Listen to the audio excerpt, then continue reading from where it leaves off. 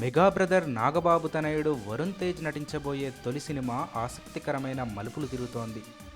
మొదట శ్రీకాంత్ అడ్డాల దర్శకత్వంలో వరుణ్ నటించనున్నాడనే వార్తలొచ్చాయి.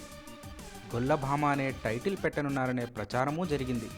కానీ ఆ సినిమా సెట్స్ మీదికి వెళ్ళలేదు. ఆ తర్వాత పూరి జగన్నాథ్ దర్శకత్వంలో నటించనున్నాడని చెప్పారు. ఆ తర్వాత క్రిష్ దర్శకత్వంలోనే వరుణ్ టాలీవుడ్ ఎంట్రీ ఉంటుందని ప్రకటించారు. కానీ క్రిష్, పూరి సినిమాలు సైతం ప్రారంభానికి నోచుకోలేదు. అయితే చివరికి అనేక ట్విస్ట్ల నడుమ ఈ సినిమా మళ్ళీ శ్రీకాంత్ అడ్డాల చేతికే చిక్కింది.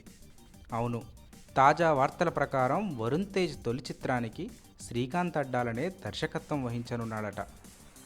పూరి జగన్నాథ్, క్రిష్లు చెప్పిన కథలు ఓకే అయినప్పటికీ బడ్జెట్తో పాటు అనేక కారణాల వల్ల ఆ ప్రాజెక్టులు సెట్స్ మీదకి వెళ్ళలేకపోయాయి. దీంతో మెగా ఫ్యామిలీ తీవ్రంగా ఆలోచించి కొత్త బంగారు లోకం, సీతమ్మ వాకిట్లో సిరిమల చెట్టు వంటి సూపర్ హిట్ చిత్రాలకు దర్శకత్వం వహించిన శ్రీకాంత్ అడ్డాల చేతికే పగ్గాలిచ్చారు.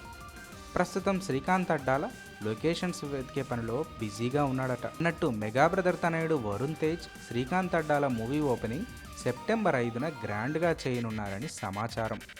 ఈ చిత్ర ప్రారంభోత్సవాన్ని భారీగా చేసేందుకు నాగబాబు సన్నాహాలు చేస్తున్నారు. మెగా ఫ్యామిలీ మొత్తం హాజరయ్యేలా ఏర్పాట్లు చేస్తున్నారట.